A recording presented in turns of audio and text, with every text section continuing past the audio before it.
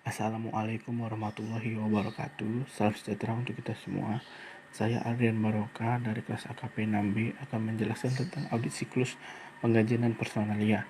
Adapun materi dalam audit siklus dan penggajian dan personalia yaitu akun dan transaksi dalam siklus penggajian dan personalia, fungsi bisnis dalam siklus penggajian dan personalia serta dokumen dan catatan yang terkait, metodologi untuk merancang pengujian pengendalian dan pengujian substantif atas transaksi, metodologi untuk merancang pengujian atas rincian saldo. Siklus penggajian dan personalia melibatkan pekerjaan dan pembayaran kepada semua karyawan. Tenaga kerja adalah pertimbangan yang penting dalam penilaian persediaan perusahaan manufaktur, perusahaan konstruksi, dan industri lainnya. Dalam audit yang umum, perbedaan utama antara siklus penggajian dan personalia serta siklus lainnya meliputi hanya ada satu kelas transaksi untuk penggajian. Sebagian besar siklus lainnya memasukkan setidaknya dua kelas transaksi. Sebagai contoh, siklus penjualan dan penagihan memasukkan baik transaksi penjualan maupun penerimaan kas. Penggajian hanya memiliki satu kelas transaksi karena penerimaan jasa dari karyawan dan pembayaran jasa tersebut melalui penggajian biasanya terjadi dalam periode waktu yang singkat. Yang kedua, transaksi pada umumnya jauh lebih signifikan ketimbang akun neraca terkait. Akun-akun yang terkait dengan penggajian seperti penggajian akrual dan potongan pajak biasanya bernilai kecil dibandingkan dengan total transaksi selama tahun berjalan. Pengendalian internal terhadap penggajian sudah efektif bagi hampir semua perusahaan, bahkan perusahaan yang kecil sekalipun. Ketatnya regulasi pemerintah telah mendorong pengendalian yang efektif atas pemotongan dan pembayaran pajak penggajian. Selanjutnya, akun-akun dalam siklus penggajian dan personalia. Akun-akun yang terdapat dalam siklus penggajian dan personalia terdiri dari kas di bank, gaji, upah, bonus, dan komisi yang masih harus dibayar, tenaga kerja langsung, potongan pajak penghasilan dan pemotongan lainnya, beban gaji yang masih harus dibayar, serta biaya pajak daftar gaji. Fungsi bisnis dalam siklus penggajian dan personalia. Siklus penggajian dan personalia dimulai dengan merekrut karyawan dan diakhiri dengan membayar karyawan tersebut atas jasa yang mereka laksanakan dan pemotongan pajak oleh pemerintah serta institusi lain dan pajak gaji serta manfaat akrual. Adapun fungsi bisnis yang pertama yaitu sumber daya manusia. Departemen Sumber Daya Manusia menyediakan sumber yang independen untuk mewawancarai dan merekrut personil yang memenuhi kualifikasi. Departemen tersebut juga merupakan sumber catatan yang independen bagi verifikasi internal atas informasi upah termasuk penambahan dan penghapusan gaji serta perubahan upah dan pengurangan. Adapun catatan dan dokumen yang terkait yaitu catatan sumber daya manusia, meliputi data seperti tanggal mulai bekerja, investigasi personil, tingkat pembayaran, pengurangan yang diotorisasi, evaluasi kinerja, dan tanggal berhenti bekerja. Yang kedua, formulir otorisasi pengurangan. Formulir ini digunakan untuk mengotorisasi pengurangan gaji. Formulir yang ketiga yaitu formulir otorisasi tingkat pembayaran. Formulir ini digunakan untuk mengotorisasi tingkat pembayaran. Sumber informasinya adalah kontrak kerja, otorisasi oleh manajemen atau dalam kasus pejabat perusahaan, otorisasi dari dewan direksi. Fungsi yang kedua yaitu pencatatan waktu dan persiapan penggajian. Pencatatan waktu dan persiapan penggajian merupakan hal yang penting dalam audit penggajian karena mempengaruhi secara langsung beban penggajian selama setiap periode. Untuk mencegah salah saji dalam 4 aktivitas berikut, diperlukan pengendalian yang memadai yaitu penyiapan kartu waktu oleh karyawan, pengintisaran dan perhitungan pembayaran kotor, pengurangan dan pembayaran bersih, pembayaran gaji, penyiapan catatan gaji. Adapun dokumen dan catatan terkait yaitu kartu waktu adalah dokumen yang mengindikasikan waktu per jam karyawan, mulai dan berhenti bekerja setiap hari, serta jumlah jam kerja karyawan. Yang kedua, tiket waktu pekerjaan adalah formulir yang menunjukkan pekerjaan mana yang dikerjakan karyawan selama periode waktu tertentu. Yang ketiga, file transaksi penggajian. File yang dibuat oleh komputer ini mencantumkan semua transaksi penggajian yang diproses oleh sistem akuntansi selama suatu periode. Yang keempat, jurnal atau daftar penggajian. Laporan ini dibuat dari file transaksi penggajian dan umumnya mencantumkan nama karyawan, tanggal, jumlah penggajian kotor dan bersih, jumlah pemotongan, serta klasifikasi akun atau klasifikasi setiap transaksi. Yang kelima, file induk penggajian adalah file komputer yang digunakan untuk mencatat transaksi penggajian bagi setiap karyawan dan mempertahankan total upah karyawan yang dibayar selama 1 tahun tersebut hingga tanggal saat ini. Fungsi bisnis yang ketiga yaitu pembayaran penggajian. Persetujuan dan distribusi penggajian harus dikendalikan secara hati-hati untuk mencegah pencurian. Untuk meningkatkan pengendalian, pengeluaran gaji umumnya diproses secara terpisah dari pengeluaran lainnya. Adapun dokumen dan catatan terkait yaitu pembayaran gaji. Pembayaran gaji diserahkan kepada karyawan sebagai pertukaran atas jasa yang dilaksanakannya. Pembayaran dapat dilakukan dengan cek, tetapi biasanya disetor secara langsung ke rekening bank setiap karyawan. Yang kedua, rekonsiliasi rekening bank penggajian. Rekonsiliasi bank independen merupakan hal yang penting bagi semua akun kas, termasuk penggajian, untuk menemukan kesalahan dan kecurangan. Fungsi bisnis yang terakhir yaitu penyiapan SPT pajak penggajian dan pembayaran pajak.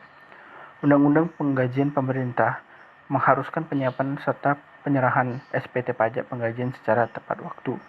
Adapun formulir dan catatan terkait yaitu formulir W2. Ini adalah formulir yang dikirim ke setiap karyawan yang mengikhtisarkan penghasilan karyawan selama 1 tahun kalender.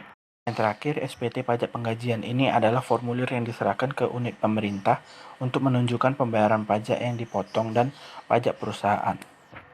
Materi selanjutnya yaitu metodologi untuk merancang pengujian pengendalian dan pengujian substantif atas transaksi. Banyak audit menghadapi resiko salah saji material yang rendah atau minimal. Walaupun penggajian seringkali menjadi bagian yang signifikan dari total beban, disebabkan karena 3 alasan berikut. Yang pertama, karyawan kemungkinan besar akan mengajukan keluhan kepada manajemen jika mereka dibayar terlalu rendah. Yang kedua, semua transaksi penggajian secara tipikal seragam dan tidak rumit.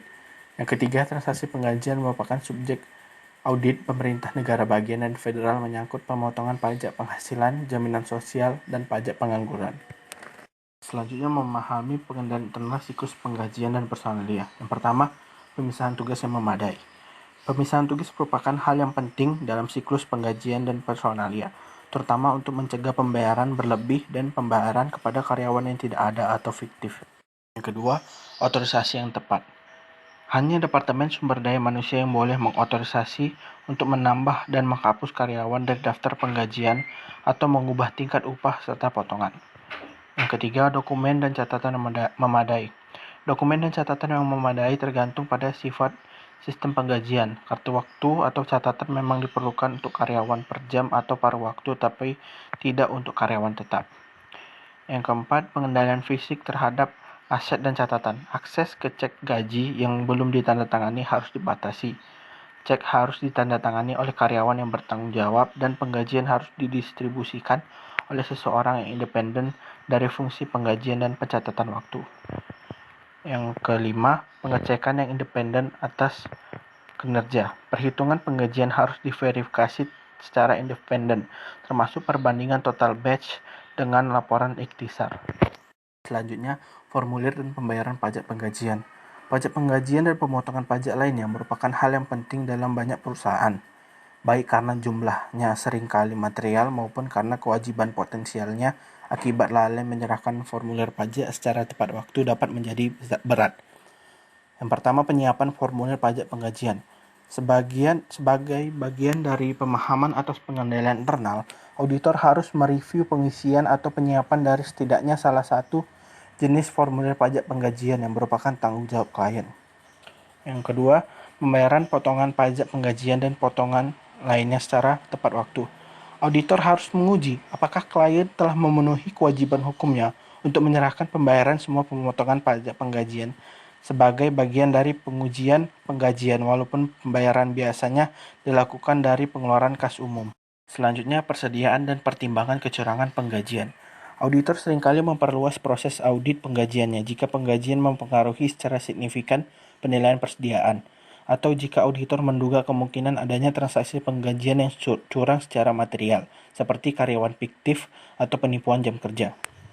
Hubungan antara penggajian dan penilaian persediaan.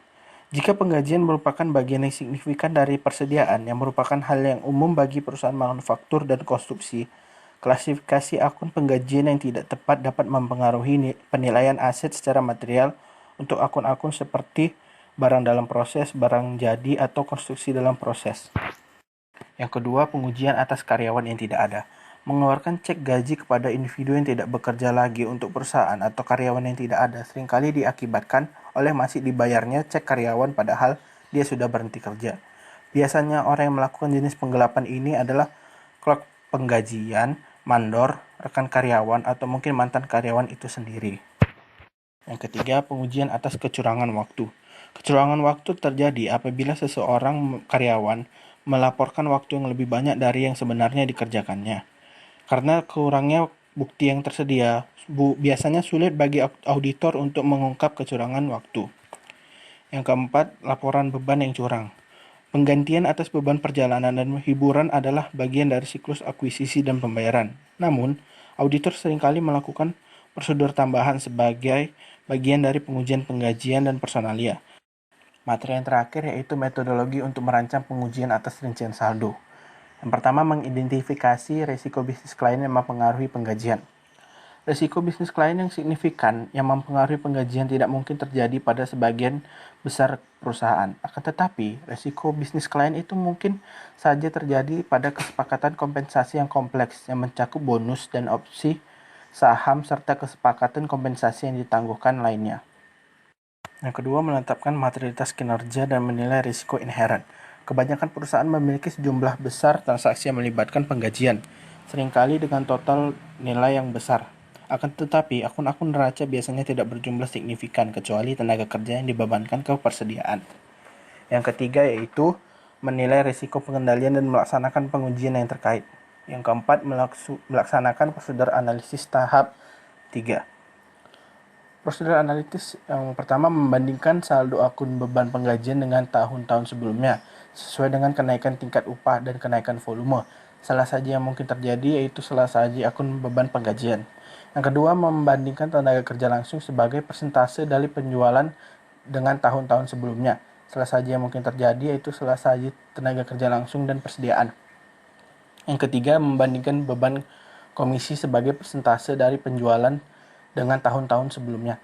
Salah saji yang mungkin terjadi yaitu salah saji beban komisi dan kewajiban komisi.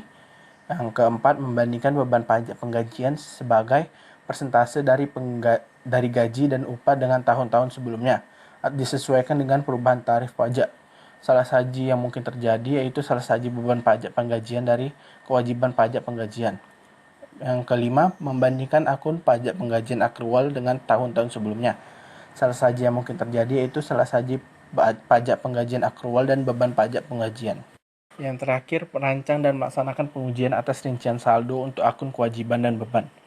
Yang pertama, jumlah potongan dari gaji karyawan. Pajak penggajian yang dipotong tetapi belum dibayar kepada pemerintah dapat diuji dengan membandingkan saldonya dengan jurnal penggajian, formulir pajak penggajian yang dibuat pada periode selanjutnya, dan pengeluaran kas periode selanjutnya. Yang kedua, gaji dan upah akrual. Gaji dan upah akrual terjadi setiap kali karyawan belum menerima upah yang telah menjadi haknya selama beberapa hari atau jam terakhir hingga periode selanjutnya. Biasanya, gaji personel akan diberikan semua kecuali lembur pada hari terakhir bulan tersebut. Yang ketiga, komisi akrual. Konsep yang sama yang digunakan dalam memverifikasi gaji dan upah akrual juga dapat diterapkan pada komisi akrual. Meskipun akrual ini umumnya lebih sulit diverifikasi karena perusahaan seringkali memiliki beberapa jenis perjanjian yang berbeda dengan wiraniaga dan karyawan dengan komisi lainnya. Yang keempat, bonus akrual. Pada banyak perusahaan, bonus akhir tahun yang belum dibayar kepada para pejabat dan karyawan merupakan pos yang sangat besar sehingga kelalaian untuk mencatatnya akan menimbulkan salah saji yang material. Yang kelima, pembayaran cuti liburan, cuti sakit, atau tunjangan akrual lainnya. Akrual dari kewajiban-kewajiban tersebut yang relatif konsisten dengan tahun-tahun sebelumnya merupakan pertimbangan paling penting ketika mengevaluasi kewajaran jumlahnya. Yang keenam, pajak penggajian akrual. Pajak penggajian seperti FICA dan pajak pengangguran negara bagian serta federal dapat diverifikasi dengan memeriksa formulir pajak yang disiapkan pada periode selanjutnya untuk menentukan jumlah yang sudah harus dicatat sebagai kewajiban pada tanggal neraca. Yang ketujuh, pengujian atas rincian saldo untuk akun beban. Beberapa akun pada laporan laba rugi dipengaruhi oleh transaksi penggajian. Di sini, pos yang paling penting adalah gaji dan bonus pejabat, gaji kantor, gaji dan komisi penjualan, serta tenaga kerja manufaktur langsung. Yang ke-8, kompensasi pejabat. Auditor harus memverifikasi apakah total kompensasi pejabat merupakan jumlah yang diotorisasi oleh Dewan Direksi, karena gaji dan bonusnya harus dimasukkan ke Form 10 dan SPT Pajak Penghasilan Federal. Yang ke-9, komisi. Auditor dapat memverifikasi beban komisi dengan relatif mudah jika tingkat komisi sama untuk setiap jenis penjualan dan informasi penjualan yang diperlukan tersedia dalam catatan akuntansi. Yang ke-10, beban pajak penggajian. Beban pajak penggajian untuk tahun berjalan dapat diuji dengan pertama, merekonsiliasi total penggajian setiap formulir pajak penggajian dengan total penggajian untuk seluruh tahun. 10. Total penggajian. Pengujian yang berhubungan erat dengan pengujian pajak penggajian adalah rekonsiliasi total beban penggajian dalam buku besar umum dengan SPT pajak penggajian dan formulir W2. 12. Tenaga kerja kontrak. Untuk mengurangi biaya penggajian, banyak organisasi melakukan kontrak dengan organisasi luar yang menyediakan staf. Individu yang menyediakan jasa dipekerjakan oleh organisasi luar. Sebagai contoh, perusahaan seringkali menangani manajemen teknologi informasi perusahaan dan fungsi staf. Biaya yang dibayarkan ke organisasi luar diuji dengan membandingkan jumlahnya dengan kesepakatan kontrak yang ditandatangani antara perusahaan dan perusahaan jasa luar. Yang ke-13 yaitu tujuan penyajian dan pengungkapan. Pengungkapan yang diperlukan untuk transaksi siklus penggajian dan personalia tidaklah mendalam. Akan tetapi, beberapa transaksi yang kompleks seperti opsi saham dan rencana kompensasi pejabat eksekutif lainnya mungkin memerlukan pengungkapan catatan kaki. Demikianlah penjabaran atas PPT audit siklus penggajian dan personalia ini. Jika ada kekurangan, saya mohon maaf. Terima kasih telah menonton. Assalamualaikum warahmatullahi wabarakatuh. Salam sejahtera untuk kita semua.